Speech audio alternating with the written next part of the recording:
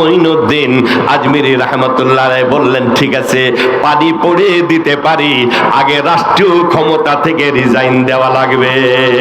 আল্লাহু আকবার। রাষ্ট্রীয় ক্ষমতা থেকে রিজাইন না দেওয়া পর্যন্ত পানি পড়া হবে না।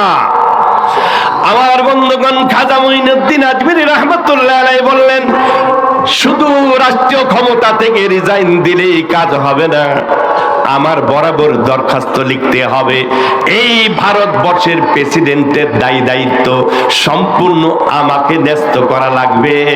যদি আমাকে ন্যস্ত করা হয় তবে পানি পড়বো, নতুবা পানি পড়া যাবে না। আল্লাহু আকবার। আমার বন্ধুগণ, মা বেচারি সন্তানের কাছে আসলো। গিয়াসউদ্দিন বালবান ভারতের প্রেসিডেন্ট, তার কাছে এসে বলতেছে, বাবারে জীবন তো চলে যাচ্ছে, আল্লাহর ওলি শর্ত দিয়েছে রাষ্ট্রীয় ক্ষমতা থেকে তো রিজাইন দেওয়া লাগবে। নাম্বার 2, দ্বিতীয় নম্বর শর্ত সে দিয়েছে যে আল্লাহর ওলির বরাবর দরখাস্ত করতে হবে, এই রাষ্ট্রীয় ক্ষমতা সম্পূর্ণ তুমি তাকে ন্যস্ত করেছো। এই 2টি শর্ত যদি মানতে পারো, আল্লাহর ওলি তোমারে পানি পড়ে দেবে, নতুবা পানি পড়া দেবে না। আমার বন্ধুগণ, মুহূর্তের মধ্যে গিয়াসউদ্দিন বালবান বলতেছে, মা রাষ্ট্রীয় ক্ষমতা দিয়ে কি করব মা, জীবন তো চলে যাচ্ছে, যে কোনো মুহূর্তেই মারা যাব হয়তো। মা কাগজ এনে দাও, আমি এই মুহূর্তে আল্লাহর ওলির বরাবর দরখাস্ত লিখে যাচ্ছি। আমার বন্ধুগণ, দরখাস্ত করলো, রাষ্ট্রীয় ক্ষমতা থেকে রিজাইন দিল, আল্লাহর ওলির বরাবর দরখাস্ত লিখলো, হে আল্লাহর ওলি খাজা মঈনুদ্দিন আজমিরি, আমি সচ্চাই সজ্ঞানে এই ভারতবর্ষের সম্পূর্ণ প্রেসিডেন্টের দায়িত্ব আপনাকে ন্যস্ত করে গেলাম। জোরে কোন সুবহানাল্লাহ। বুখারী শরীফের সহিহ হাদিস, আল্লাহর পয়গম্বর ইরশাদ করছেন, ইন্নামাল আমালু বিন্নিয়াত, সমস্ত আমল নিয়তের উপরে নির্ভরশীল। আল্লাহ রাব্বুল আলামিন বাহ্যিক কোনো আকৃতির দিকে তাকান না, কে কত শিক্ষা দীক্ষার অধিকারী, কে কত অর্থে সম্পদের মালিক, আল্লাহ তাআলা এগুলি দেখেন না। হাদিস শরীফের মধ্যে এসেছে, ইন্নাল্লাহ লা ইয়ানজুরু ইলা সুওয়ারিকুম ওয়ালা আজসামিকুম ওয়ালাকিন ইয়ানজুরু ইলা কুলুবিকুম ওয়া আ'মালিকুম। আল্লাহর পয়গম্বর ইরশাদ করেন, ও আমার উম্মত, মহান আল্লাহ তাআলা কোনো ব্যক্তির দৈহিক আকৃতি গঠনের দিকে তাকান না, কার শরীর স্বাস্থ্য ভালো এদিকে দেখেন না, কে কত অর্থের মালিক, সম্পদের মালিক, আল্লাহ তাআলা এটা দেখেন না। ওয়ালাকিন ইয়ানজুরু ইলা কুলুবিকুম ওয়া আমালিকুম। মহান আল্লাহ তাআলা দেখেন বান্দার অন্তরে আল্লাহর প্রতি ভালোবাসা, আল্লাহর প্রতি মহব্বত কতটুকু আছে, কে কোন নিয়তে মজলিসে এসেছেন। পৃথিবীর কোনো ব্যক্তি অন্তর্যামী নয়, মনের খবর কেউ বলতে পারে না একমাত্র মহান আল্লাহ ছাড়া। কি বলেন, ঠিক কিনা? আমার ভাইরা, আল্লাহ রাব্বুল আলামিন যাদেরকে আজকের এ মাজলিসে বসার সুযোগ করে দিয়েছেন, এ মাজলিসে কবুল করেছেন, অবশ্যই আমরা ভাগ্যবান ব্যক্তি। নবীজি সাল্লাল্লাহু আলাইহি সাল্লাম ইরশাদ করেন, মান ইউরিদিল্লাহু বিহি খায়রান ইউফাক্কিহু ফিদ্দীন। আল্লাহ তাআলা যার কল্যাণ কামনা করেন, যার মঙ্গল চান, আল্লাহ তাআলা দ্বীনের বুঝ আল্লাহ তাকে দান করে থাকে। হোক না কেন লোকটা গরিব, হোক না কেন সে একজন ভ্যান চালক, একজন রিক্সা চালক, একজন লেবার, একজন অত্যন্ত সমাজে অবহেলিত ব্যক্তি, কিন্তু তার অন্তরে যদি আল্লাহ আল্লাহ রাসূলের ভালোবাসা থাকে, মহব্বত থাকে, ওই ব্যক্তির মর্তবা আল্লাহর আরশের থেকেও আল্লাহর কাছে বেশি। জোরে কোন সুবহানাল্লাহ।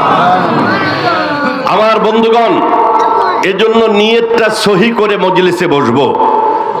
কোন ব্যক্তি বাইতুল্লাহ যাওয়ার উদ্দেশ্যে নিজ এলাকা থেকে রওনা দিল, উদ্দেশ্য হলো বাইতুল্লাহর হজ করা।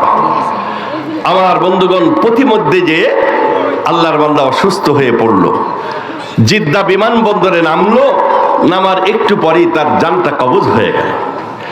আল্লাহ রাব্বুল আলামিন ওই ব্যক্তি বাংলাদেশ থেকে হজের উদ্দেশ্যে যেহেতু রওনা দিয়েছে, নিয়ত হলো হজ করা, হজ নসিবে জোটে নাই, আল্লাহ তাআলা ওই ব্যক্তিকে বঞ্চিত করবেন না। কাল কিয়ামতের ময়দানে তার আমলনামায় কামেল হজের সওয়াব আল্লাহ লিখে দেবে। আমলনামা যখন বান্দার সামনে পেশ করা হবে, ওই ব্যক্তি দেখবে তার আমলনামায় হজের সওয়াব, বলবে রব্বুল আলামিন, মাবুদ গো, ইন্নী লাম আহুজ্জা কাত্তু, আল্লাহ আমি তো হজ করতে পারি নাই, হজ আমার নসিবে জোটে নাই, আরাফাতের ময়দান দেখি নাই, মিনা ময়দানে যাই নাই, মুজদালিফা যাই নাই, আল্লাহ তোমার বাইতুল্লাহ দেখার সুযোগ হয় নাই, আল্লাহ আমার আমলনামায় কেন হজের সওয়াব দেখতেছি? আল্লাহ রাব্বুল আলামিন জানাবেন, ও আমার বান্দা, বাংলার জমিন থেকে হজের প্রেরণা নিয়ে, হজের জজবা নিয়ে তুমি বাহির হয়ে গেছিলে। আমার বন্ধুগণ, হাজী সাহেবান যখন হজের মৌসুম আসে, বাইতুল্লাহ চিত্র তার সামনে যখন চলে আসে, দুনিয়ার সব কিছু ভুলে যায়। এজন্যই তো আল্লাহর এক বান্দা হজের চিত্রটা তুলে ধরেছেন, দর্দ দিল কি নাত সুনাতা ও আশিকে কমিনা সুনো শাহে মদিনা, দর্দ দিল কি নাত সুনাতা হো আশিকে কমিনা सुनो शाहे मदीना। हज के महीना जब जब आए दिल में आग जल जाए, हज के महीना जब जब आए दिल में आग जल जाए, तावंगर सब जाए मदीना मुझको ना ले जाए, दर्द दिल की नात सुनाता हूँ आशिके कमीना सुनो शाहे मदीना। ऐ मालिका जन्ने मुझको गरीब करना क्यों है, ऐ मालिका जन्ने मुझको गरीब करना क्यों है, बांग्ला से मुल्के मदीना दूर करना क्यों है, दर्द दिल की नात सुनाता हूँ आशिके कमीना सुनो शाहे मदीना। আমার বন্ধুগণ, আল্লাহর বান্দা যখন তার আমলনামায় হজের সব দেখতে পাবে, মহান আল্লাহর কাছে দরখাস্ত করবেন, মাবুদ আমি তো হজ করি নাই, আরাফাত দেখি নাই, মিনা দেখি নাই, মুজদালিফা দেখি নাই, আমার আমলনামায় কেন হজের সব দেখতেছি?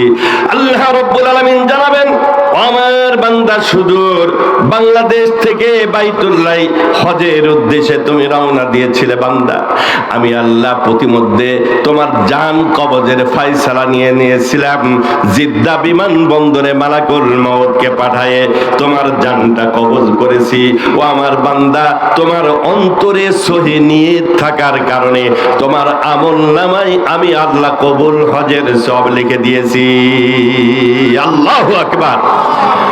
আমার বন্ধুগণ, এজন্য নিয়তটা সহি করে ময়দানে বসবো, যতটুকু কথা শুনি সেই কথা মোতাবেক আমল করব, নিজের জীবন গড়ব। আল্লাহ তাআলা আজকের তাফসীরুল কোরআন মাহফিলকে আমার আপনার হেদায়েত নাজাতের মাহফিল হিসাবে আল্লাহ কবুল করেন। একজনে বলুন আমিন। আমি আপনাদের সম্মুখে সূরা আহজাবের 72 নম্বর আয়াতে কারিমা তেলাওয়াত করেছি। সরওয়ারে কায়নাত জনাবে রাসূল করিম সাল্লাল্লাহু আলাইহি ওয়াসাল্লামের অগণিত হাদিস সমূহ থেকে মুসনাদে আহমদে বর্ণিত 12567 নম্বর একটি হাদিস শরীফ পাঠ করেছে। আল্লাহ চাহে তো কোরআনুল কারীমের আয়াত, আল্লাহর নবীর হাদিসকে সামনে রেখে কিছু কথা বলার ইরাদা রাখি। ওয়ামা তাওফীকি ইল্লা বিল্লাহ। কথা বলানেওয়ালা একজন আছেন, তিনি হলেন মহান আল্লাহ। কি বলেন, ঠিক কিনা? আমার বন্ধুগণ, কোরআনের আয়াতের ব্যাখ্যা, হাদিসের তর্জমা জানার আগে একটি কথা একটু ভালো মতো বুঝে নিন, এই পৃথিবীতে যত নিয়ামত, যত কিছু আমি আপনি আমার আপনার দুই চোখে দেখতেছি, কোনোটা বস্তুর মালিক কিন্তু আমি আপনি না। সমস্ত বস্তুর মালিক কে? জোরে বলুন কে? এমনকি আমার আপনার দৈহিক গঠন, আকৃতি, আমার আপনার হাত পা অঙ্গ প্রত্যঙ্গ, এগুলির মালিকও আমি না। হাতের মালিক মহান আল্লাহ, পায়ের মালিক মহান আল্লাহ, চোখের মালিক মহান আল্লাহ। এগুলি সব আল্লাহ দিয়েছেন আমাকে আমানত হিসাবে ব্যবহারের জন্য দিয়েছেন। প্রকৃত মালিক একমাত্র মহান আল্লাহ। এজন্যই তো ওলামায়ে কেরামের জবান থেকে মাসালা আপনারা শুনেছেন, মৃত্যুর শয্যায় সজ্জিত ব্যক্তি অনেকে মৃত্যুর আগে চক্ষু দান করে যায়, মৃত্যুর আগে কিডনি দান করে যায়, ওসিয়ত করে আমার ইন্তেকালের পর আমার কিডনিটা কোন মুমূর্ষ রোগীর জন্য আমি দান করে গেলাম, চক্ষুটা দান করে গেলাম। ও আল্লাহর বান্দারা শুনে রাখি, কোন ব্যক্তি তার অঙ্গ প্রত্যঙ্গ দান করার অধিকার কোন ব্যক্তিকে দেয়া হয় না, এটা জায়েজ নয়। কোন ব্যক্তি তার অঙ্গ দান করতে পারে না, পারে না, পারে না। কি বলেন, ঠিক কিনা? কারণ এই কিডনির মালিক আমি না, আমার চোখের মালিক আমি না, আমার হাতের মালিক আমি না, এগুলির মালিক তো মহান আল্লাহ। অতএব মহান আল্লাহর বস্তু কিভাবে আমি দান করব? আল্লাহ তো দিয়েছেন আমাকে ব্যবহারের জন্য। আমার ভাইয়েরা, বোঝা গেল আসমান জমিন চন্দ্র সূর্য গ্রহ নক্ষত্র, আমার আপনার দৈহিক আকৃতি গঠন, অর্থ সম্পদ যা কিছু আছে, এগুলি হলো ই আমানত। চাঁদের জানাজ در حقیقت مالک ہر شے خداست، در حقیقت مالک ہر شے خداست। এগুলি সব আল্লাহর দেওয়া আমানত। আমার হাতের মালিক আমি না, আমার পায়ের মালিক আমি না, চোখের মালিক আমি না। আমার চোখের মালিক যদি আমি হতাম, চোখ আমার কথা শুনতো, বার্ধক্যকালীন টাইমে চোখের পাওয়ার কমতো না। চোখের দৃষ্টি শক্তি যখন কমে যায়, চোখকে যতই আমি বলি, ও চোখ তোর দৃষ্টি শক্তি যেন বিলুপ্ত না হয়, চোখ বলবে তোমার কথা আমি শুনবো না। আমি একজন মালিকের অধীনে চলি, ওই মহান আল্লাহ রব্বুল আলামিন তিনি হলেন আমার নিয়ন্ত্রণকারী। আমার বন্ধুগণ, এবার আল্লাহ রাব্বুল আলামিন সূরা আহজাবের 72 নম্বর আয়াতে আল্লাহ কি বলেন একটু শুনেন। মহান আল্লাহ তাআলা বলেন, ইন্না আরাদনাল আমানাতা আলাস সামাওয়াতি ওয়াল আরদি ওয়াল জিবাল فأبين أن يحملنها وأشفقن منها وحملها الإنسان। আল্লাহ রাব্বুল আলামিন বলেন, ও পৃথিবীর মানুষেরা শুনে নাও, আমি আল্লাহর দ্বীনের আমানত আসমান জমিন পাহাড় পর্বতের নিকট পেশ করেছি। ফাআবাইনা আইয়াহমিলনাহা, আসমান জমিন পাহাড় পর্বত দ্বীনের আমানত গ্রহণ করতে রাজি হয় নাই, তারা অস্বীকার করেছে। ওয়া হামালাহাল ইনসান, দ্বীনের আমানত একমাত্র বনি আদম তথা মানুষ জাতি এ দ্বীনের আমানত গ্রহণ করেছে। ইন্নাহু কানা যালুমান জাহুলা। আল্লাহ তাআলা বলেন, এই মানুষ জাতি বড় অত্যাচারী, তার নফসের উপরে সে অত্যাচার করেছে, জুলুম করেছে, এবং পরকাল ভিত্তিক অবস্থার দিক দিয়ে জাহুলা, সে অজ্ঞ। আমার বন্ধুগণ, মহান রব্বুল আলামিন রূহানি জগতে আমাকে আপনাকে যখন সৃষ্টি করেছিলেন, আমার আপনার আত্মাগুলিকে আল্লাহ তাআলা একত্রিত করে আল্লাহ তাআলা জিজ্ঞাসা করেছিলেন, আলাস্তু বিরাব্বিকুম, আমি কি তোমাদের রব নয়? ও আল্লাহর বান্দা, ওই দিন সকলেই আমরা বলেছিলাম ক্বালু বালা, অবশ্যই আপনি একমাত্র আমাদের রব, আপনি আমাদের স্রষ্টা, আপনি আমাদের লালন কর্তা, পালন কর্তা। জোরে কোন সুবহানাল্লাহ। আল্লাহর এক বান্দা সেজন্যই বলছেন, আলাস্তু গারতুনা কাহাতা নামাই ক্বালু বালা কাহাতা, আলাস্তু গারতুনা কাহাতা নামাই ক্বালু বালা কাহাতা, না করতা তু মুঝে পয়দা নামাই তুঝকো খুদা কাহাতা। ও রব্বুল আলামিন, মাবুদ আল্লাহ, ক্বালু বালা বলার কারণে আমরা মুশকিলে পড়ে গেছি। আল্লাহ, তুমি তো আমাদের কাছে আলাস্তু বিরাব্বিকুম বলেছিলে, ওই দিন আমরা যে ক্বালু বালা বলে তোমারে রব মেনেছি। এই কারণেই শীতের মৌসুমে, কনকনে শীতের রাত্রে আল্লাহর বান্দা বিছানায় ঘুমাতে পারে না। ফজরের আজান হওয়ার সাথে সাথে ক্বালু বালার ডাকের সাড়া দেওয়ার জন্য আল্লাহর বান্দা মসজিদে চলে যায়। কি বলেন, ঠিক কিনা?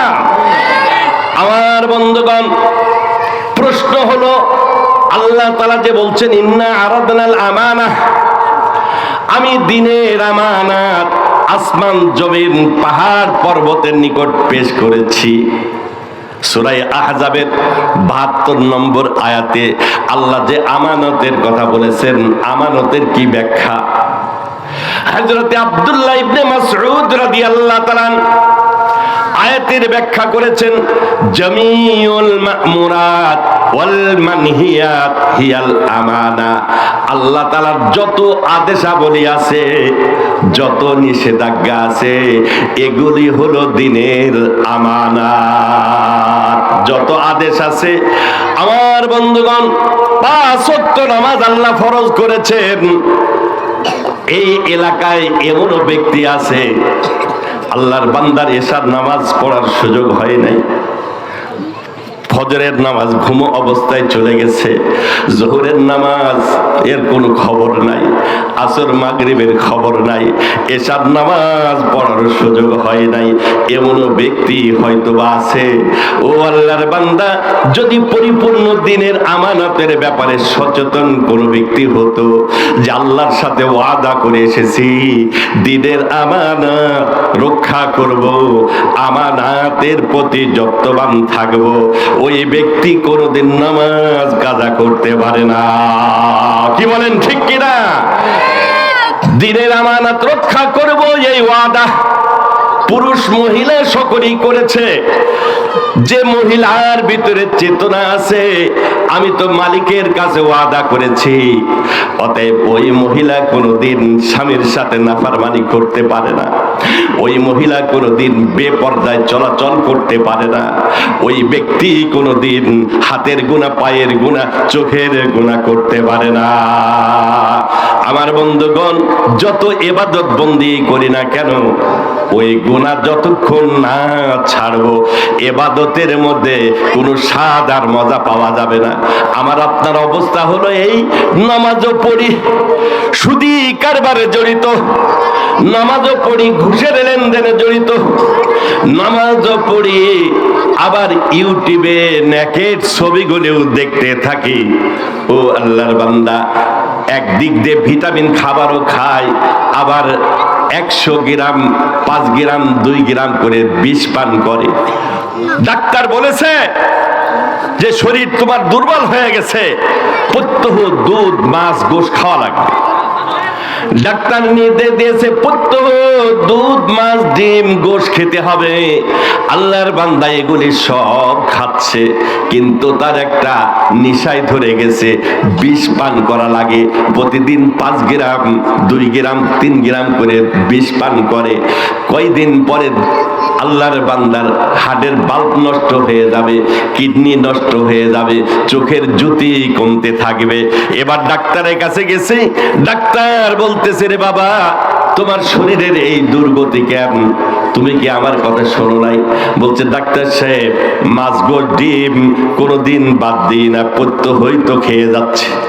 বলছে শরীরের এই অবস্থা কেন? তোমার কিডনি তো নষ্ট হয়ে গেছে। বলছে ডাক্তার সাহেব, সব কিছু খায়, কিন্তু আমার একটা বদ অভ্যাস, প্রতিদিন 5 গ্রাম করে বিষ পান করি।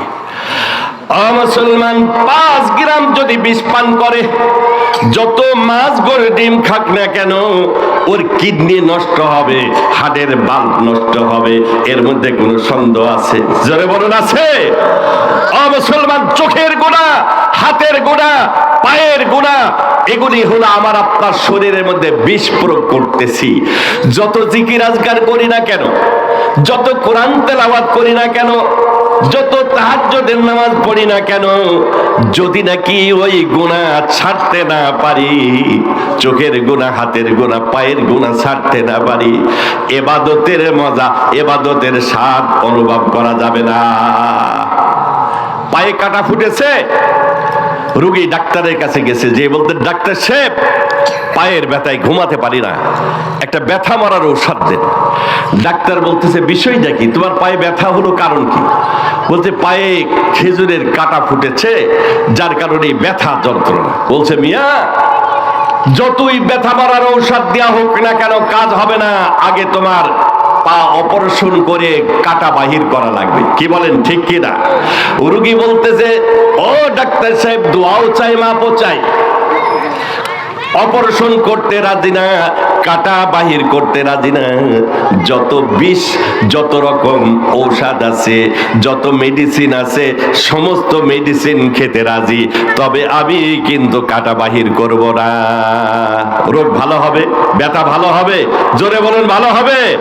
মুসলমান, যত হায়ার অ্যান্টিবায়োটিক দেওয়া হোক না কেন, পায়ে যদি খেজুরের কাটা পায়ে থেকে থাকে, যতই ব্যথা মরা ঔষধ খাই না কেন, ব্যথা ভালো হবে না। ও আমার মায়েরা, যতই নামাজ কালাম পড়ি না কেন, বেপর্দায় যদি চলাচল করি, ও যুবকেরা, নিজের চোখটারে যদি কন্ট্রোল করতে না পারি, ওই গুনাহ যদি নাকি ভিতরে থাকে, ওটা হলো খেজুরের কাটা। ওই খেজুরের কাটা যদি পায়ে ফুটে থাকে, যত জিকির আজকার, যত কোরআন তেলাওয়াত করি না কেন, ওই কাটা বাহির না করা পর্যন্ত কলবে শান্তি আসবে না। কি বলেন, ঠিক কিনা? আমার বন্ধুগণ, আমার বাবাজিরা, এজন্য জ্বলবে মানফাত বাদা দাফে মুজিররাত। উলামায়ে কেরাম এজন্যই বলেন, আগে মুজিররাত পরিহার করো, ক্ষতিকর বস্তু পরিহার করো, এরপরে যত লাভজনক বস্তু এগুলি অর্জন করো। জমিতে ঘাস ভরপুর, আল্লাহর বান্দা এবারে ওর উপরই বীজ বপন করেছে। বীজ বপন করে ইউরিয়া, ফসফেট, পটাশ এগুলি সব কায়দা মতে দিয়েছে। যদি ইউরিয়া, ফসফেট, পটাশ এগুলি সব জমিনে কায়দা মতে সার প্রয়োগ করে, আর জমিন যদি আগাছায় ভরপুর থাকে, ও মুসলমান, আগাছায় জোর হবে, আমার আপনার ফসলে কোনোদিন জোর হতে পারে না। এজন্যই আল্লাহ রাব্বুল আলামিন বান্দাকে সতর্ক করছেন, ও আমার বান্দারা, গুনাহ ছাড়ো, গুনাহ ছাড়ো, আমি আল্লাহকে ভয় করো। ইয়া আইয়ুহাল্লাযীনা আমানুত্তাকুল্লাহ, ও ঈমানদারেরা, আমি আল্লাহকে ভয় করো। তোমার গুনাহের খবর পৃথিবীতে কেউ যদি না রাখে, আমি আল্লাহ রব্বুল আলামিন অন্তর্যামী, বান্দারে অন্তরে অন্তরে তোমার গুনার যে কল্পনা হয়, এই কল্পনা সম্পর্কে পৃথিবীর কেউ খবর না রাখলে, আমি আল্লাহ কিন্তু তোমার অন্তরের অবস্থা জানি। কি বলেন, ঠিক কিনা? আমার বন্ধুগণ, এজন্যই দ্বীনের আমানাতের সাথে যারা বিরোধিতা করবে, ইসলামী দুর্গের সাথে বিরোধিতা করবে, ও মুসলমান কোরআন হাদিসের বিরোধিতা যারা করবে, মসজিদ মাদ্রাসার বিরোধিতা যারা করবে, আল্লাহু আকবার দিনদার ব্যক্তিদের বিরোধিতা যারা করবে, আল্লাহর গজব শুধু আখিরাতে নয়, দুনিয়ার জগতেও আল্লাহর আযাব ও গজবের মধ্যে গ্রেফতার হবে, এর মধ্যে কোনো সন্দেহ নাই। আমরা নাম শুনেছি খাজা মঈনুদ্দিন আজমিরি রাহমাতুল্লাহি আলাইহি। খাজা মঈনুদ্দিন আজমিরি রাহমাতুল্লাহি আলাইহি ভারতবর্ষে 90 লক্ষ হিন্দু যার হাতে কালিমা পড়ে মুসলমান হয়েছে, এমন একজন ব্যক্তি আল্লাহর ওলি খাজা মঈনুদ্দিন আজমিরি রাহমাতুল্লাহি আলাইহি। তিনি যখন ভারতবর্ষে আসলেন, আমার বন্ধুগণ, ওই সময় ভারতবর্ষের প্রেসিডেন্ট গিয়াসউদ্দিন বালবান একজন মুসলিম শাসক ছিল।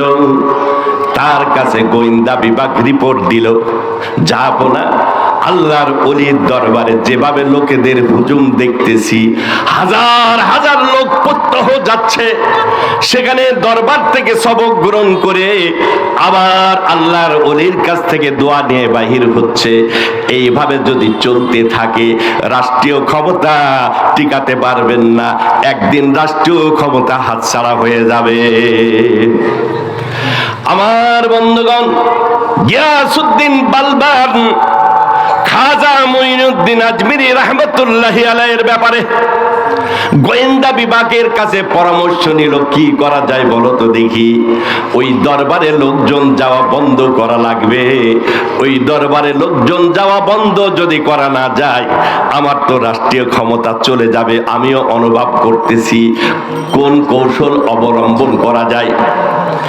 গোয়েন্দা বিভাগ রিপোর্ট দিল যে যাবো না, আমাদের যতটুকু অভিজ্ঞতায় আমরা বুঝতেছি, যারাই সেখানে যাচ্ছে আল্লাহর ওলির কাছে খানকায় যে টাকা পয়সা দেয়, হাদিয়া দেয়, খানকা জিন্দা হচ্ছে, ওখানে রমরম অবস্থা, খানাপিনা চলতেছে, মানুষের সমাগম মানে প্রত্যহ এইভাবেই ঘটতেছে। অতএব হাদিয়া বন্ধ করতে হবে, টাকা বন্ধ করতে হবে, দিনের দুর্গ অটোমেটিক বন্ধ হয়ে যাবে। ও মুসলমান, যদি আমি আপনি কোন দিনের দুর্গ, কোন মসজিদ মাদ্রাসায় টাকা দেওয়া বন্ধ করে দিই, আল্লাহর এই খাজানাগুলি, আল্লাহর এই কারখানাগুলি আল্লাহ চালাতে পারে কিনা? জোরে বলুন, পারে। ও মুসলমান, আমার আপনার টাকার মুখাপেক্ষী মহান আল্লাহ নয়, আল্লাহ টাকা বিহীন। আল্লাহ তাআলা আল্লাহর এই দুর্গগুলি, দিনের এই আমানতগুলি আল্লাহই রক্ষা করবে, এর মধ্যে কোনো সন্দেহ আছে? জোরে বলুন, আছে? আমার বন্ধুগণ, খাজা মঈনুদ্দিন আজমিরি রাহমাতুল্লাহি আলাইহির দরবারে চেকপোস্ট নিযুক্ত করা হলো, পুলিশ বাহিনী নিযুক্ত করা হলো। আল্লাহু আকবার। যে ব্যক্তি আল্লাহর ওলির সাথে দেখা করতে যায়, কঠিন আকারে চেক শুরু হয়ে গেছে। ওখানে যাওয়ার আগে তাল্লাশি শুরু হয়েছে, পকেটে টাকা আছে কিনা, কোন প্রকার চেক নিয়ে যাচ্ছে কিনা, ব্যাংকের কোনো চেক টেক আছে কিনা, কোনো স্বর্ণ মুদ্রা আছে কিনা। আল্লাহর বান্দা, আল্লাহু আকবার, কোন ব্যক্তি কি আর টাকা নেওয়ার কোনো সুযোগ দিচ্ছে না। যে টাকা পয়সা নিয়ে যায়, গোয়েন্দা বিভাগ টাকা পয়সা সব কিছু সিজ করে নিচ্ছে। আল্লাহর ওলি খাজা মঈনুদ্দিন আজমিরি রাহমাতুল্লাহি আলাইহির দরবারে টাকা পয়সা দেওয়া বন্ধ হয়ে গেল। খাদিম বলতেছে, হুজুর, আপনার বিরুদ্ধে কঠিন ষড়যন্ত্র শুরু হয়েছে। ওয়া মাকারু ওয়া মাকারাল্লাহ ওয়াল্লাহু খায়রুল মাকিরিন। আমার বন্ধুগণ, ইসলামের সাথে দুশ্মনী আর আদাওয়াতি শুধু এই যুগে নয়, স্বৈরাচারী সরকারের আমলে হয়েছে এমনটা নয়, ইতিপূর্বে ইসলামের বিরুদ্ধে কিছু ব্যক্তি ছিল যারা প্রতিটা যুগই বাতিলের ভূমিকা পালন করেছে। কি বলেন ঠিক কিনা? তবে বুঝতে হবে, রাতের যত গভীর অন্ধকার হোক না কেন, আমাবস্যের অন্ধকারও যদি হোক না কেন, যদি টর্চ লাইট জ্বালানো হয়, এইরকম ভাবে লাইটিং এর ব্যবস্থা করা হয়, রড লাইট জ্বালানো হয়, অন্ধকার দূরীভূত হয়েই যাবে। অন্ধকার সেখানে টিকে থাকতে পারে না। কি বলেন ঠিক কিনা? চেরাগেরা কে জাদবার ফরোজাদ, চেরাগেরা কে জাদবার ফরোজাদ, হারা কাস্তাফ জানাদরে শোষ বসুজাদ। মৌলানা রুমি বলেন, দিনের প্রদীপ যে আলো আল্লাহ তাআলা জ্বালিয়েছেন, এই আলো নিভানোর জন্য যদি কোনো ব্যক্তি ফুৎকার দেয়, ও মুসলমান, তার সমস্ত দাড়ি মুছ জ্বলে পড়ে সারকার হয়ে তার বডিটাও জ্বলে যাবে। আল্লাহর দিনের দুর্গকে কখনোই নির্বাপিত করা যাবে না। আল্লাহু আকবার। আল্লাহ বলছেন, ইন্না নাহনু নাযালনা যিকরা ওয়া ইন্না লাহু লাহাফিজুন। আল্লাহ রাব্বুল আলামিন বলেন, ও পৃথিবীর মানুষ শুনে নাও, আমি আল্লাহ কোরআন নাজিল করেছি, আমি আল্লাহ কোরআনের দুর্গকে হেফাজতের দায়িত্ব আমি আল্লাহ গ্রহণ করেছি। আমার ভাইয়েরা, খাজা মঈনুদ্দিন আজমিরীর দরবারে খাদিম যে বলছে, হযরত, হাদিয়া তওবা তো বন্ধ হয়ে গেছে, সরকার চেকপোস্ট বসাইছে, পুলিশের মাধ্যমে চেক করা হচ্ছে, কোন হাদিয়া তওবা যেন আপনার দরবারে না আসে। আল্লাহর ওলি খাজা মঈনুদ্দিন আজমিরী রাহমাতুল্লাহি আলাইহি বললেন, খানার মেনু পরিবর্তন করো। এতদিন তো 2 ওয়াক্ত রুটি আর ডালের ইন্তজাম ছিল, এখন থেকে 2 ওয়াক্ত রুটি আর গোশের ইন্তজাম করো। জোরে কোন সুবহানাল্লাহ। আমার বন্ধুগণ, এতদিন খাজা মঈনুদ্দিন আজমিরীর দরবারে 2 ওয়াক্ত ইন্তজাম হতো, রুটি আর ডালের ইন্তজাম। যখন সরকারি চেকপোস্ট নিযুক্ত হলো, আল্লাহর ওলির নলেজে যখন চলে আসলো যে আমাকে উৎখাত করা হবে, আল্লাহর ওলি নির্দেশ দিলেন, এখন থেকে রুটি আর গোশের ইন্তজাম হবে। ওই রাজ্জাক, আরশের মালিক মহান আল্লাহ সরকারি সাহায্য ছাড়া, মানুষের সাহায্য ছাড়াও মহান আল্লাহ ওই পাখিগুলিরে খাওয়াচ্ছেন, গর্তের পিপিলিকারে খাওয়াচ্ছেন, নদীর মাছগুলিরে যে মহান আল্লাহ তাআলা খাওয়ায়, ওই মহান আল্লাহ এই দুর্গকে আল্লাহই সচল রাখবে। গোয়েন্দা বিভাগ যে রিপোর্ট দিল যে যাব না, হাদিয়া তুহফা তো বন্ধ, কিন্তু আল্লাহর ওলির দরবারে খানার মেনু পরিবর্তন হয়ে গেছে। এতদিন রুটি আর ডালের ইন্তজাম ছিল, আজ থেকে রুটি আর গোশের ইন্তজাম শুরু হয়েছে। জোরে কোন সুবহানাল্লাহ। আমার বন্ধুগণ, গিয়াসউদ্দিন বালবানের পেরেশানি, রাত্রে ঘুমাতে পারে না, কেমনি আল্লাহর ওলির দরবার বন্ধ করা যাবে, লোকজন যাওয়া বন্ধ করা যাবে। আমার বন্ধুগণ, এক পর্যায়ে গোয়েন্দা বিভাগ রিপোর্ট দিল, জাহাপনা লোক সংখ্যা আগের থেকে দ্বিগুণ হয়ে গেছে, এখন অধিক লোক সেখানে হুজুম করতেছে, যত লোক যায় সকলের জন্য রুটি গোশের ইন্তজাম আল্লাহর পক্ষ থেকে হয়ে যাচ্ছে। জোরে কোন সুবহানাল্লাহ। আমার বন্ধুগণ, গিয়াসউদ্দিন বালবান বলল, ঠিক আছে, পুলিশ বাহিনীকে নিযুক্ত করা হোক কঠিন ভাবে, তাদেরকে নির্দেশ দেয়া হোক দরবারে যেন কোনো লোক ঢুকতে না পারে, ওই দরবারে কোনো ব্যক্তিরে ঢোকার পারমিশন দেওয়া যাবে না। ও মুসলমান, দিনের দুর্গকে দুনিয়ায় থেকে যারা উৎখাত করতে চেয়েছে, আল্লাহর জমিন থেকে আল্লাহ তাদেরকে উৎখাত করেছে। কি বলেন ঠিক কিনা? বিগত সরকারের অবস্থা আমাদের জানা নাই। ও মুসলমান, শক্তির বলে বা বুদ্ধির বলে যত রকম আইনা ঘর করে ষড়যন্ত্র করা হোক না কেন, যাবজ্জীবন কোনো ব্যক্তি ক্ষমতা টিকায় রাখতে পারে নাই। বিগত স্বৈরাচারী সরকারও তার ক্ষমতা ধরে রাখতে পারে নাই। কি বলেন ঠিক কিনা? আমার বন্ধুগণ, আল্লাহর পাকড়াও যখন আসবে, কোন ব্যক্তি এক মুহূর্তের জন্য টিকে থাকতে পারবে না। আল্লাহ অহংকার গর্ব পছন্দ করে না। সরকারি পুলিশ বাহিনীকে নিযুক্ত করা হলো, কড়া নির্দেশ দেয়া হলো, আল্লাহর ওলির দরবারে আজ থেকে কোনো ব্যক্তি আর ঢুকতে পারবে না। এই নির্দেশ যখন জারি করলো আল্লাহ রব্বুল আলামিন, আল্লাহর কুদরত আল্লাহ জারি করে দিলেন, কাদের কুদরত তুদারি হার চেখাহি আকুনি, কাদের কুদরত তুদারি হার চেখাহি আকুনি, জিন্দারা মুর্দা কুনিও মুর্দারা জিন্দা কুনি। লোক যাওয়া বন্ধ। আল্লাহ রব্বুল আলামিন আল্লাহর কুদরত জারি করে দিলেন, তার উভয় রাস্তা আল্লাহ বন্ধ করে দিলেন। মলমূত্র প্রয়োগ করার উভয় রাস্তা, পেশাব পায়খানার রাস্তা আল্লাহ বন্ধ করে দিলেন। আমার ভাইরা, কোন ব্যক্তির যদি পেশাব পায়খানা বন্ধ হয়ে যায়, ওই ব্যক্তির সামনে যত পোলাও বিরিয়ানি জর্দা কুরমা খাবার রকমারি আপনি হাজির করেন না কেন, কোন খানায় শান্তি পাবে? জোরে কোন পাবে?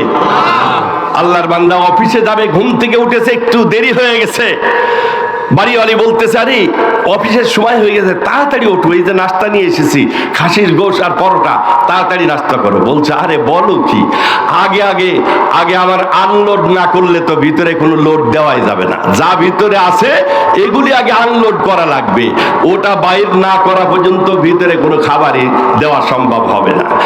আমার বন্ধুগণ, গিয়াসউদ্দিন বালবানির পেশাব পায়খানা যখন বন্ধ হয়ে গেছে, একদিন গেছে, ভারতের বিজ্ঞ ডাক্তারদেরকে সংবাদ দেয়া হলো, ডাক্তারেরা ট্রিটমেন্ট শুরু করেছে। ও মুসলমান, কোনো ট্রিটমেন্টে কাজ হচ্ছে না, দেহে কোনো রোগ ধরা পড়ে না, আরে আসমানি রোগ জমিনি ট্রিটমেন্টে কাজ হয় না। ওই মালিক যদি নারাজ হয়ে যায়, ও মুসলমান, আমার আপনার সম্পর্ক তো দুনিয়ার ডাক্তারের সাথে, আসল ডাক্তার তো মহান আল্লাহ। এজন্যই নবীজি বলেন, ইদা সাআলতা ফাসআলিল্লাহ ওয়া ইযা ইসতাআনতা ফাসতাইন বিল্লাহ। যদি কিছু চাওয়ার দরকার হয়, আরশের মালিক আল্লাহর কাছে চাও। সাহায্য কামনার দরকার হলে আল্লাহর কাছে সাহায্য কামনা করো। কোন বাবা জীবনের চাহিদা পুরা করতে পারে? জোরে বলুন, পারে? এক শ্রেণীর মানুষ আল্লাহর দরবার ছেড়ে চলে যায় বাবার দরবারে। ছেলে রোগাক্রান্ত, কঠিন রোগে আক্রান্ত, আল্লাহর বান্দা বাবার দরবারে যে শুধু বাবার দরবারে দরখাস্ত করে, বাবা আমার রোগটা ভালো করে দাও, ছেলের রোগটা ভালো করে দাও, বাবার জীবনের চাহিদা পুরো করে দাও। ও মুসলমান, কোন বাবা জীবনের চাহিদা পুরা করতে পারে না, সব চাহিদা পুরা করার মালিক হলেন মহান আল্লাহ। আর কয় কি, আল্লাহর দন খাজারে দিয়া আল্লাহ গেছে ফকির হইয়া, আল্লাহর দন খাজারে দিয়া আল্লাহ গেছে ফকির হইয়া, আর কেউ ফিরে না খালি হাতে, খাজা আরে তোর দরবারে। জোরে কন নাউজুবিল্লাহ। ও মুসলমান, কার কাছে চাই? চাবো তো আল্লাহর কাছে। নবীজি সাল্লাল্লাহু আলাইহি সাল্লাম উম্মতকে তালিম দিয়েছেন, আরে সব দরজা যখন বন্ধ হয়ে যায়, রাত্রি বেলায় মহান আল্লাহর দরজা খোলা হয়ে যায়, আল্লাহ তাআলা ডাকতে থাকেন, বাজ আ বাজ আ, হার আচে হস্তি বাজ আ, গর্গি বড় পুরুস্তি বাজ আ, বাজা বাজা হর আচে হস্তি বাজা, গর কাফির গিবর পুরুস্তি বাজা। ও আমার বান্দা, আমার দরবারে ফিরে আয়, আমার দরবারে ফিরে আয়। হাজারো নাফরমানি করেছিস বান্দা, 60-70 বছর 80 বছর আমার সাথে নাফরমানি করেছিস, নামাজ পড়িস নাই। ও বান্দা, আমার কাছে এসে চোখের পানিটা ছেড়ে দিয়ে আমি আল্লাহর কাছে একটু রোনাজারি কর, আমি আল্লাহ তোর জীবনের সমস্ত গুনাহ আমি আল্লাহ মাফ করে দেব। ও মুসলমান, বাবা মার সাথে যদি বিয়াদবি করি, বাবা মাও অনেক সময় ঘর থেকে বাহির করে দেয়। আল্লাহু আকবার। বাবার সাথে নাফরমানি করেছে সন্তান, বাবার উপরে লাঠি চার্জ করেছে, মাকে মারধর করেছে, কিয়ামতের আলামত অনেক সন্তান বাবারে বৃদ্ধাশ্রমে যে রেখে আসে, মারে বৃদ্ধাশ্রমে যে রেখে আসে। ও মুসলমান, বাবার সাথে নাফরমানি করে, ওই বাবা কিন্তু সন্তানের ডাকে না, রে বাবা তুই আয় আমার কাছে আয়, এসে মাফ চা, তোরে মাফ করে দেব। আল্লাহ রাব্বুল আলামিন কেমন কারীম, কেমন গফুর। আল্লাহ এজন্যই বলছেন, ইয়া আইয়ুহাল ইনসানু মা গররাকা বিরাব্বিকাল কারীম। আল্লাহ তাআলা বলেন, ও মানুষ, তোমাকে কারীম দয়াময় প্রভুর থেকে কোন জিনিস তোমাকে ফিরাই দিল? তোমার দয়াময় প্রভু যিনি তোমার শরীরটারে সচল রেখেছে, চক্ষুটা ভালো রেখেছে, হাড়টা ভালো রেখেছে, কিডনিটা সুস্থ রেখেছে, বডিটা ভালো রাখলো, ওই মহান আল্লাহকে তুমি কেমনে ভুলে গেলে? আমার বন্ধুগণ, গিয়াসউদ্দিন বালবান একদিন হয়ে গেল পেশাব পায়খানা হয় না, ছটফট শুরু করেছে। দ্বিতীয় দিন জমিনে গড়াগড়ি যাচ্ছে, ডাক্তার কবিরাজে সে কোনো রোগ ধরা পড়ে না। আল্লাহু আকবার। মা বেচারি গিয়াসউদ্দিন বালবানের মা বুঝতে পেরেছে ঘটনা কোন জায়গায়, ঘটনা কি কারণে আমার ছেলে এই মুসিবতের মধ্যে লিপ্ত। এসে বলতেছে, রে বাবা, আমার মনে হয় আল্লাহর ওলি খাজা মঈনুদ্দিন আজমিরির বদদুয়া লেগে গেছে তোর। তোর কেন পেশাব পায়খানা বন্ধ হলো? আল্লাহর ওলি যদি মাফ না করে তোর এই রোগ ভালো হবে না। আমার বন্ধুগণ, গিয়াসউদ্দিন বালবান এরপরেও কিন্তু আল্লাহর ওলির কাছে মাপ চেতে রাজি না। ও মুসলমান, কপাল যদি পুড়ে যায়, আল্লাহর বান্দা চারিদিকে ঘুরতে থাকে, আল্লাহর ঘরের দিকে যায় না, মসজিদ জোটে না, মন্দিরে যাওয়ার সুযোগ হয়, হিন্দুদের মেলায় যাওয়ার সুযোগ হয়। অনেকে হিন্দুদের মেলায় একটু পর্যবেক্ষণের জন্য যায়, ঘোরাঘুরি করার জন্য যায়। ও মুসলমান, আমি কেমন মুসলমান, নামাজও পড়ি, আবার তাদের উৎসবেও যে যোগদান করি। জোরে কন্যা নাউজুবিল্লাহ। যদি অন্তরে ঈমান থাকতো, ঈমানী চেতনা থাকতো, কোন মুসলমান বিধর্মীদের অনুষ্ঠানে যোগদান করতে পারতো না। কি বলেন, ঠিক কিনা? কোন বিধর্মীকে দেখেছি যে আমাদের ঈদের উৎসবে ভাগাভাগি নেওয়ার জন্য তারা ঈদের উৎসবে তারা একত্রিত হয়ে আমাদের মজলিসে আসে? ঈদের দিন কোন হিন্দু আসে না, জুমার দিন কোন হিন্দু দেখা যায় না, ঈদুল আজহা ঈদুল ফিতরের দিন আমাদের উৎসবে তাদেরকে যোগদান করতে দেখা যায় না। ও মুসলমান, আমার ইমানটাই এমন টলমল ইমান, মুসলমান কপাল পড়েছে হিন্দুদের উৎসবে তাদেরকে আন্তরিকতা দেখানোর লক্ষ্যে তাদের উৎসবে যোগদান করে। জোরে কর নাউজুবিল্লাহ। আর কই কি, মা দুর্গার কারণে দেশে উন্নতি দেখা দিয়েছে। জোরে কর নাউজুবিল্লাহ। ঈমান আছে? জোরে কর, ঈমান আছে? কোন মুসলমান, কোন এমপি, কোন মন্ত্রী, কোন প্রধানমন্ত্রী হিন্দুদের অনুষ্ঠানে যে যদি এই জাতীয় বক্তৃতা দেয়, আল্লাহর কসম তার ঈমান থাকবে না, বেঈমান হবে, বেঈমান হয়ে যাবে, এর মধ্যে কোনো সন্দেহ নাই। কি বলেন, ঠিক কিনা? যে মা দুর্গাকে বিশ্বাস করে, যে লক্ষ্মীকে বিশ্বাস করে, ওই ব্যক্তির নাম তো মুশরিকের খাতায় লেখা হয়ে গেছে, ওই ব্যক্তি মুমিন থাকতে পারে না। তৃতীয় দিন যখন হয়ে গেল, গিয়াসউদ্দিন বালবান বেহুশ হয়ে যাচ্ছে। মা বেচারি চোখের পানি দেখে মা বেচারি আর থাকতে পারে না। মা বেচারি এসে ডাক দিয়ে বলতেছে, রে বাবা, তুই রাষ্ট্রীয় ক্ষমতা দিয়ে কি করবি? আল্লাহর ওলির বদদুয়া লেগেছে, আল্লাহর ওলি যদি তোরে মাফ না করে, আরশের মালিক আল্লাহ তোরে মাফ করবে না। মার কথা এবার বুঝে এসেছে, বলছো মা যাও আল্লাহর ওলির কাছে যাও, একটা বোতল নিয়ে যাও, একটু পানি পড়ে নিয়ে আসো। মা বলা যায় কি, আল্লাহর ওলি যদি একটু পানি পড়ে দেয়, আল্লাহ হয়তো রোগ ভালো করে দেবে। ডাক্তার কবিরাজ যখন সব ফেল হয়ে যায়, তখন আল্লাহর বান্দা মসজিদে যায়, সহজে মসজিদে যেতে রাজি না। আমার বন্ধুগণ, ছেলে অসুস্থ, মান্নত করেছে, আল্লাহ আমার ছেলে ক্যান্সারে আক্রান্ত, আল্লাহর ছেলের রোগটা যদি ভালো করো, বাড়ির মোটা তাজা বলদ গরুটা তোমার রাহে দান করে দেবো। আমার বন্ধুগণ কয়দিন পরে দেখে মাশাআল্লাহ ছেলে তো হাঁটা চলা করতেছে, খানা পিনাও খাচ্ছে। আল্লাহর বান্দা টেনশনে পড়ে গেছে, জুমার নামাজ পড়ে এসে মাথায় হাত দিয়ে টেনশন করতেছে। বাড়িওয়ালি বলতেছে ইতনে গামগিন কিউ, ইতনে পেরেশান মে মুবতলা কিউ, এত চিন্তিত কারণ কি? বলছে আরে অন্য কারণ না, ওই যে বলদ গরুটা মান্নত করেছিলাম, ওর এই কুরবানির বাজারে দাম না হলেও প্রায় ৮০,০০০ টাকা। ছেলে তো মাশাআল্লাহ হাঁটা চলা করতেছে। বল তাই তো, এই জাতীয় কতজন মান্নত করে, না দিলে কি হয়? বলছে না, একবারে না দিলে কেমন হয়, কিছু তো দেওয়ার দরকার। স্বামী যদি কৃপণ হয় তো স্ত্রী তো কিছু না কিছু অংশ পায়, কিছু না কিছু অংশ স্ত্রী পাওয়ার কথা। তো স্ত্রী বলছে ওর থেকে নিম্নমানের যে গরুটা আছে যার দাম হয়তো ৪০,০০০ টাকা, ওটার নিয়ত করো। তো এবার বলতেছে আল্লাহ, ওর থেকে যে নিম্নমানের গরুটা আছে যার দাম ৪০,০০০ টাকা, ওটাই তোমার রাহে দান করে দেবো। ছেলে শুনে ফেলেছে, বাবা যদি কৃপণ হয় তো ছেলে তো ডবল কৃপণ। বলছে আব্বা বলা যায় কি, হ্যাঁ আল্লাহ তো অনেকটাই সুস্থ করেছে, আর যে গরুটা নিয়ত করতেছেন এই গরুটা নিয়ত না করে ভিন্ন আর একটা করলে হয় না। তো বাড়িওয়ালি বলতেছে তার থেকে এক কাজ করা যাক, যেটা গত বছর হারাই গেছে ওটার নিয়ত করা হোক।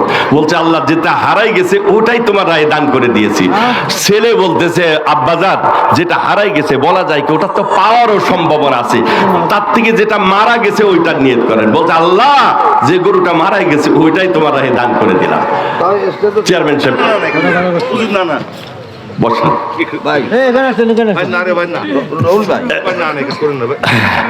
আমার বন্ধুগণ, খাজা মঈনুদ্দিন আজমিরি রাহমাতুল্লাহি আলাইহি আল্লাহর ওলি, আল্লাহু আকবার, আল্লাহর ওলির কাছে মা এবার এক বোতল পানি নিয়ে গেছে। যে মা বলতেছে রে ও আল্লাহর ওলি, আমার ছেলে বিয়াদবি করেছে, মেহেরবানি করে একটু পানি পড়ে দেন, মেহেরবানি করে একটু পানি পড়ে দেন, হয়তোবা আল্লাহ তাআলা আপনার পানি পড়ার বরকতে আমার সন্তানকে আল্লাহ ভালো করে দেবে। আমার বন্ধুগণ, খাজা মঈনুদ্দিন আজমিরি রাহমাতুল্লাহ আলাইহি বললেন ঠিক আছে পানি পড়ে দিতে পারি, আগে রাষ্ট্রীয় ক্ষমতা থেকে রিজাইন দেওয়া লাগবে। আল্লাহু আকবার, রাষ্ট্রীয় ক্ষমতা থেকে রিজাইন না দেওয়া পর্যন্ত পানি পড়া হবে না। আমার বন্ধুগণ, খাজা মঈনুদ্দিন আজমিরি রাহমাতুল্লাহ আলাইহি বললেন শুধু রাষ্ট্রীয় ক্ষমতা থেকে রিজাইন দিলেই কাজ হবে না, আমার বরাবর দরখাস্ত লিখতে হবে। এই ভারতবর্ষের প্রেসিডেন্টের দায়িত্ব সম্পূর্ণ আমাকে ন্যস্ত করা লাগবে। যদি আমাকে ন্যস্ত করা হয় তবে পানি পড়বো, নতুবা পানি পড়া যাবে না। আল্লাহু আকবার। আমার বন্ধুগণ, মা বেচারি সন্তানের কাছে আসলো। গিয়াসউদ্দিন বালবান ভারতের প্রেসিডেন্ট, তার কাছে এসে বলতেছে বাবারে জীবন তো চলে যাচ্ছে, আল্লাহর ওলি শর্ত দিয়েছে রাষ্ট্রীয় ক্ষমতা থেকে তো রিজাইন দেওয়া লাগবে। নাম্বার 2, দ্বিতীয় নম্বর শর্ত সে দিয়েছে যে আল্লাহর ওলির বরাবর দরখাস্ত করতে হবে, এই রাষ্ট্রীয় ক্ষমতা সম্পূর্ণ তুমি তাকে ন্যস্ত করেছো।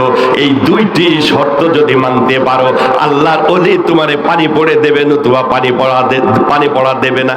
আমার বন্ধুগণ, মুহূর্তের মধ্যে গিয়াসউদ্দিন বালবান বলতেছে মা রাষ্ট্রীয় ক্ষমতা দিয়ে কি করব মা, জীবন তো চলে যাচ্ছে, যে কোনো মুহূর্তেই মারা যাব হয়তো।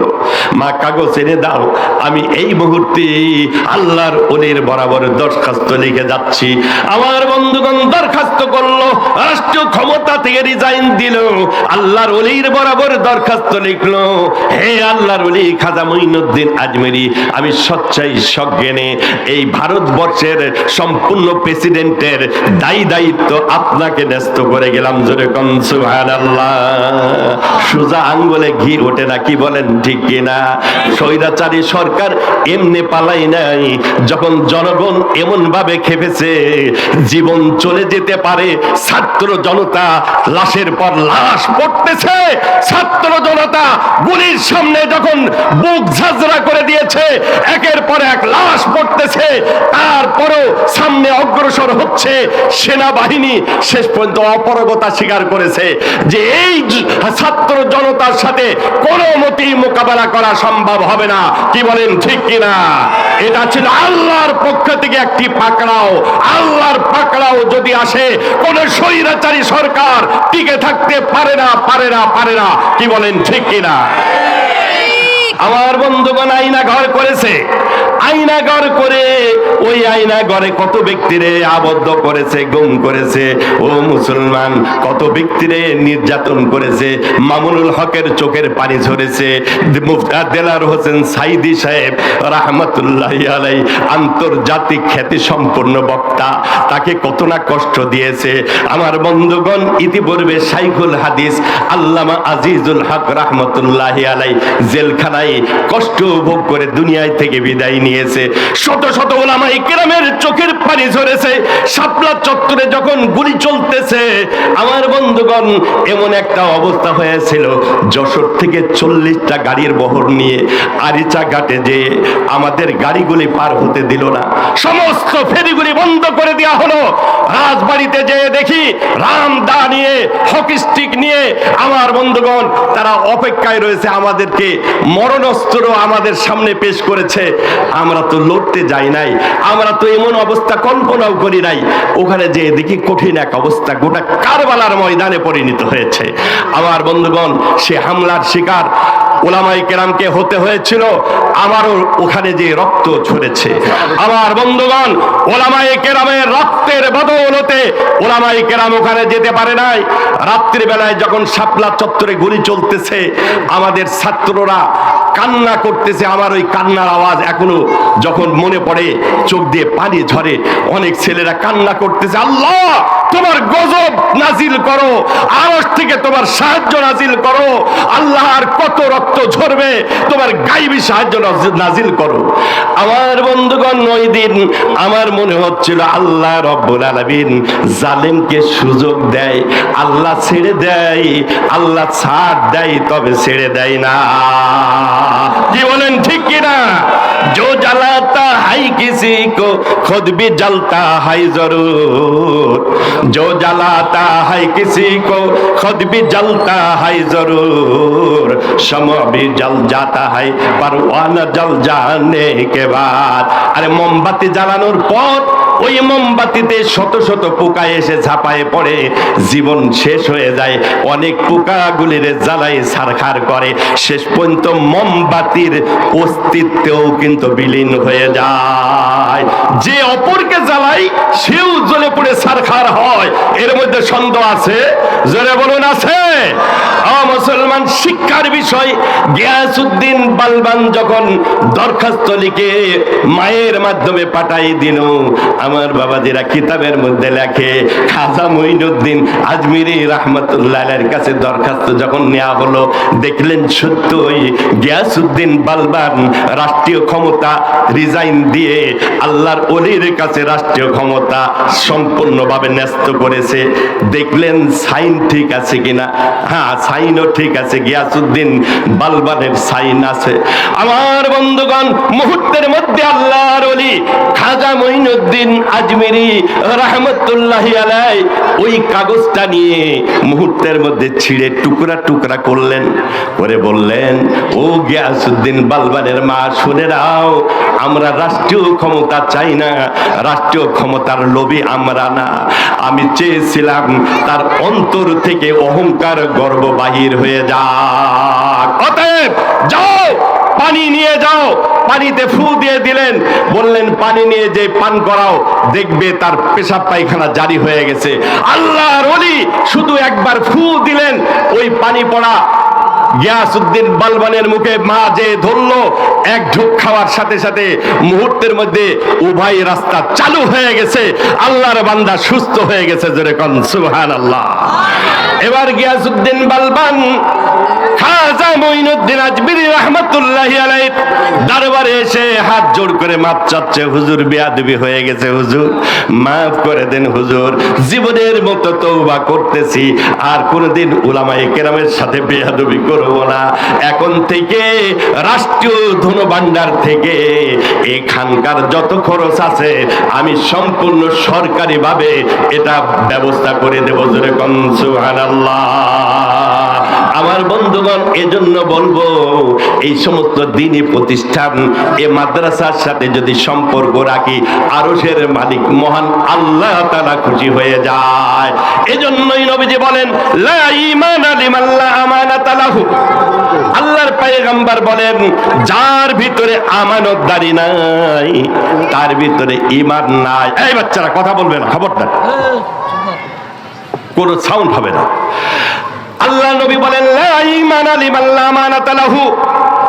যার ঈমান নাই, তার আমানত, যার আমানতদারি নাই, ওই ব্যক্তির কোনোদিন ঈমান থাকতে পারে না।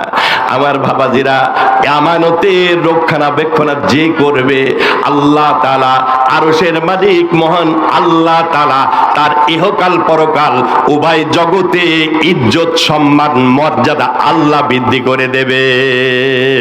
আমার বন্ধুগণ, আল্লাহর আর এক ওলির কথা মনে পড়লো, এই কথাটা বলেই আমি আলোচনার শেষের দিকে যাব। আল্লাহর ওলি আল্লামা আবু বকর ইবনুল আরবি রাহমাতুল্লাহি আলাইহি। এক বুজুর্গ আবু বকর ইবনুল আরবি মক্কার বাজারে গেছেন, যে দেখে মক্কার বাজারে একটা দামি নেকলেস পড়ে আছে। ওই দামি নেকলেসটা দেখে চিন্তা করলেন, কে বা কাহারা ফেলে গেছে, এ যদি অন্য কোনো ব্যক্তির হাতে চলে যায় হয়তো মালটা দখল করে নেবে, আত্মসাৎ করবে। আল্লামা আবু বকর ইবনুল আরবি রাহমাতুল্লাহি আলাইহি ওই দামি নেকলেস, স্বর্ণের নেকলেসটা উনি হেফাজত করলেন। আমার বন্ধুগণ, চিন্তা করলেন আগামী বাজারের দিন আবার খবর নেব, কোন ব্যক্তি যদি খোঁজ করে প্রকৃত মালিকের কাছে আমি পৌঁছাই দেব। আমার বাবাজিরা, কিতাবের মধ্যে লেখি, আবু বকর ইবনুল আরবি মক্কার সাউকাজিল মাজাজ বাজারে পরের সপ্তাহে আসলেন। এসে দেখি এক মুরব্বী এলান দিচ্ছে, গত সপ্তাহে আমার একটা দামি নেকলেস হারিয়ে গেছে, স্বর্ণ মণিমুক্তা মিশ্রিত দামি একটা নেকলেস। যদি কেউ পেয়ে থাকেন 500 দিরহাম তাকে হাদিয়া দেয়া হবে। কেউ যদি পেয়ে থাকেন মেহেরবানি করে নেকলেসটা আমার কাছে পৌঁছাই দেবেন। আল্লামা আবু বকর ইবনুল আরবি রাহমাতুল্লাহি আলাইহি ওই মুরব্বীকে জিজ্ঞাসা করলেন, চাচা আপনার নেকলেসের অবস্থা, কোয়ালিটি কি একটু বলেন। নেকলেসের কোয়ালিটি যা বললো মিলে গেল। সঙ্গে সঙ্গে বাড়িতে যে নেকলেসটা মুরব্বীর হাতে তুলে দিলেন, বললেন, ও আল্লাহর বান্দা, এটা আমি পেয়েছিলাম, জান এটা আপনাকে আমি দিয়ে দিলাম। বলছে, বাবা এত বড় উপকার করলে ঠিক আছে, ধরো 500 দিরহাম, 500 রৌপ্য মুদ্রা। তৎকালীন জামানায় 500 রৌপ্য মুদ্রা অনেক দামি। আবু বকর ইবনুল আরবি রাহমাতুল্লাহি আলাইহি বললেন, ও চাচা, এই খেদমত করেছি আরশের মালিক মহান আল্লাহকে রাজি করার জন্য। দুনিয়ার কোনো বদলা আমি নেব না, দুনিয়ার কোনো বদলা আমি গ্রহণ করব না। আমার বন্ধুগণ, কোনো দুনিয়ার টাকা পয়সা গ্রহণ করে নাই। কিতাবের মধ্যে লেখে, এক যুগ অতিবাহিত হওয়ার পরে আল্লামা আবু বকর ইবনুল আরবি রাহমাতুল্লাহি আলাইহি আরব সাগরে ভ্রমণ করতেছেন। আরব সাগরে জাহাজে ভ্রমণ করতেছিলেন। জাহাজটা যখন সমুদ্রের মাঝামাঝি পৌঁছালো, কঠিন আকারে টর্নেডো শুরু হয়ে গেল। যে টর্নেডোর শিকার হয়ে জাহাজের সমস্ত যাত্রী ডুবে সব দুনিয়া থেকে চিরবিদায় নিয়েছে। আল্লাহ রাব্বুল আলামিন ঢেউয়ের তরঙ্গে আবু বকর ইবনুল আরবিকে আরব সাগর থেকে ভাসাতে ভাসাতে ইয়ামানের এক দ্বীপে আল্লাহ পৌঁছাই দিয়েছে। জোরে কোন সুবহানাল্লাহ। আবু বকর ইবনুল আরবি রাহমাতুল্লাহি আলাইহি জ্ঞান চক্ষু যখন খুলল, তখন দেখে জামা কাপড়ে কাদা লাগা। একটু হুশ আসলো, চিন্তার মধ্যে পড়লেন, আরে ছিলাম তো আরব সাগরে, এখন কোথায় আসলাম, এটা কোন জায়গা, জায়গাও তো চিনতেছি না। চারিদিকে তাকাচ্ছেন, কোন মসজিদ বা মিনারা দেখা যায় কিনা। তার মানে ওখানে গেলে কমপক্ষে একটু আশ্রয় পাওয়া যাবে, নামাজ পড়া যাবে। কোন মুসিবতে আলেম ওলামা দিনদার পরেজগার ব্যক্তি কোথাও গেলে মসজিদ তালাশ করে, মাদ্রাসা তালাশ করে, কি বলেন ঠিক কিনা? যে ওখানে গেলে একটু ইবাদত করা যাবে, একটু বিশ্রামও নেওয়া যাবে। আল্লামা আবু বকর ইবনে আরবি রাহমাতুল্লাহি আলাইহি দেখলেন একটা মিনারা দেখা যায়, ওই মিনারা দেখে উনি চলে গেলেন। ওখানে যে ভালো মতে পবিত্রতা অর্জন করে আল্লাহর ঘর মসজিদে ঢুকে মনের আনন্দে কোরআন তেলাওয়াত শুরু করেছে। আশপাশের মুসল্লিরা এত সুন্দর তেলাওয়াত শুনে ওই দিন জোহরের আগে আগে তেলাওয়াত শুনে সব মসজিদে চলে আসলো। আল্লামা আবু বকর ইবনে আরবি তেলাওয়াত শুনে মুগ্ধ হলো। এত সুন্দর যুবক, এত সুন্দর চেহারা, লোকটি কোথা থেকে আসলো? পরিচয় জিজ্ঞাসা করছে, মান আনতা মিন আইনা জিতা? যুবক, কি তোমার পরিচয়, কোথা থেকে আসলে? বলছে এটা কোন এলাকা, এলাকার নাম বলেন। বলছে হাদা ইয়ামান, এটা হলো ইয়ামান দেশ।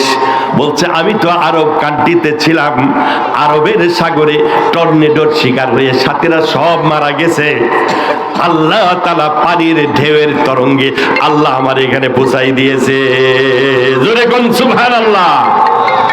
লোকজন বলতেছে তুম আয়া নেহি, তুমি তো লায়া গিয়া। ও যুবক, তুমি আসো নাই, আরশের মালিক আল্লাহই তোমাকে এখানে নিয়ে এসেছে। এই যে চেয়ারম্যান সাহেব এসেছেন, মোহতারাম অনেক শ্রদ্ধাভাজন ব্যক্তিত্ব এখানে আমরা উপস্থিত হয়েছি। আমরা স্বেচ্ছায় আসি নাই, আরশের মালিক আল্লাহ আমাকে এনেছে, কি বলেন ঠিক কিনা? আমার বন্ধুগণ, আবু বকর ইবনে আরবিকে লোকেরা বলল, আমাদের ইমাম সাহেব 3 মাস হলো ইন্তেকাল করেছে, এই এলাকায় কোরআন শেখানোর মতো কোনো ব্যক্তি নাই। আমরা চোখের পানি ছেড়ে আল্লাহর কাছে কান্না করতেছি, মহিলারা রোজা রেখে রেখে দোয়া করতেছে, আল্লাহ কোরআন শেখানোর মতো একজন আলেম তুমি পাঠিয়ে দাও। আরশের মালিক ডাক শুনেছে, আল্লাহ আপনাকে এখানে পৌঁছাই দিয়েছে। আমার বন্ধুগণ, আবু বকর ইবনে আরবিকে জনগণ বললেন, ইমাম সাহেব যেহেতু নাই, আপনি নামাজ পড়াবেন, আপনার ভাতার ব্যবস্থা, থাকার ব্যবস্থা, খাওয়ার ব্যবস্থা সবকিছু হবে। আল্লাহু আকবার। ওখানে ইমামতি করতেছেন। কিছুদিন পর মুসল্লিরা বলছে, ইমাম সাহেব হুজুর আপনি তো যুবক, হয়তো বা বিবাহ শাদী করছেন কিনা? বলছে না, বিবাহ শাদী এখনো হয় নাই। বলছে বিবাহ শাদী হয় নাই, আমাদের এলাকায় একজন পরেশগারিনী মেয়ে আছে, মেয়েটির কিন্তু বাবা নাই, এতিমা মেয়ে, অত্যন্ত পরেশগারিনী, অত্যাধিক সুন্দরী মেয়ে। মেয়েটিকে যদি আপনি বিবাহ করেন তবে আমরা প্রস্তাব রেখে দেখতে পারি। আবু বকর ইবনে আরবি রাহমাতুল্লাহি আলাইহি পরেশগারিনী মেয়ের কথা যখন শুনলেন, আল্লাহর পয়গম্বরের হাদিস মনে পড়ল। আল্লাহর নবী বলেন, খায়রুল মাতাই আল মারআতুস সালিহা, আদ-দুনিয়া কুল্লুহা মাতা ওয়া খায়রুল মাতাই আল মারআতুস সালিহা। নবীজি বলেন, দুনিয়ায় যত সম্পদ আছে সমস্ত সম্পদের মধ্যে উত্তম সম্পদ হলো নেককার বিবি। আল্লাহ যাকে নেককার বিবি দান করেছে সব থেকে বড় নিয়ামত দান করেছে। জোরে কোন সুবহানাল্লাহ। আবু বকর ইবনে আরবি রাহমাতুল্লাহি আলাইহি পরেশগারিনী মহিলার কথা শুনে বিয়েতে রাজি হয়ে গেলেন। আমার বাবাজিরা, বিবাহের পর স্বামী স্ত্রী প্রথম মিলন রাত্রিবেলায় সাক্ষাৎ হলো। স্বামী সাক্ষাতের সাথে সাথে ওই গলায় একটা সুন্দর নেকলেস দেখলেন, শুধু নেকলেসের দিকে তাকিয়ে রয়েছে। স্ত্রী চিন্তা করলো, বিষয়টা কি, কোন হুজুরের সাথে বিয়ে হলো? শুনেছিলাম হুজুররা নাকি আল্লাহওয়ালা হয়, আর এই হুজুরের দেখতেছি মালের লোক, এ শুধু আমার দামি নেকলেসের দিকে তাকায় রয়েছে, বিষয়টা কি? বলছে, আব্দুল্লাহ লিমা তানজুরু ইলা কিলাদাতি, ও আল্লাহর বান্দা বিষয়টা কি? কথা নাই, বার্তা নাই, কিচ্ছুই বলেন না, শুধু আমার গলার নেকলেসের দিকে তাকাচ্ছেন, বিষয়টা কি? স্বামী এবারে বলতেছে, ও আল্লাহর বান্দি, তোমার গলায় যে নেকলেস দেখতেছি, এই জাতীয় নেকলেস আজ থেকে 1 যুগ আগে মক্কার বাজারে আমি পেয়েছিলাম। আল্লাহর কসম, যে নেকলেস আমি পেয়েছিলাম ওই নেকলেসটা তোমার গলার নেকলেসের মতো। এতটুকু শোনার সাথে সাথে মেয়েটি লাফ দিয়ে উঠে বলছে, আনতা আবু বকর ইবনে আরবি, তুমি কি সেই আবু বকর ইবনে আরবি নাকি? আমার আব্বা জান ইন্তেকালের আগে চোখের পানি ছেড়ে দিয়ে আরশের মালিকের কাছে শুধু কান্না করেছে আর দোয়া করেছে, আল্লাহ যদিও আমি বিদায় নিয়ে যাচ্ছি, আল্লাহ আল্লাহ আমার এতিমা মেয়েটার জন্য আল্লাহ আবু বকর ইবনুল আরবী মক্কা নগরে আমার যে দামি নেকলেসটা পেয়েছিল একটা যুবক ছেলে এবং একটা পরেশগার ছেলে, আল্লাহ তুমি আমার মেয়ের জন্য মিলাই দিও। আল্লাহু আকবার। বলতেছে আপনি কি সেই আবু বকর ইবনুল আরবী নাকি যার কথা বলে বলে আমার আব্বাজান কান্না করেছে? সেই আবু বকর ইবনুল আরবী নাকি? আবু বকর ইবনুল আরবী হতভম্ব হয়ে 2 রাকাত শুকরিয়া তার নামাজ আদায় করে সেজদায় পড়ে গেলেন। মাবুদ গো, দিনের আমানত যে রক্ষা করে, আল্লাহ তুমি ইহকাল পরকাল উভয় জগতে তাকে বদলা তুমি দিয়ে থাকো। আল্লাহ নেকলেস পেয়েছিলাম, নেকলেস হেফাজত করেছি, নেকলেস যার গলায় সেই মেয়েটিকেও আল্লাহ তুমি আজকে আমার সহধর্মিনী বানাই দিয়েছো। জোরে কোন সুবহানাল্লাহ। নতুন নতুন ভিডিও পেতে আমাদের চ্যানেলটিকে সাবস্ক্রাইব করুন। ভালো লাগলে লাইক, কমেন্ট, শেয়ার করুন।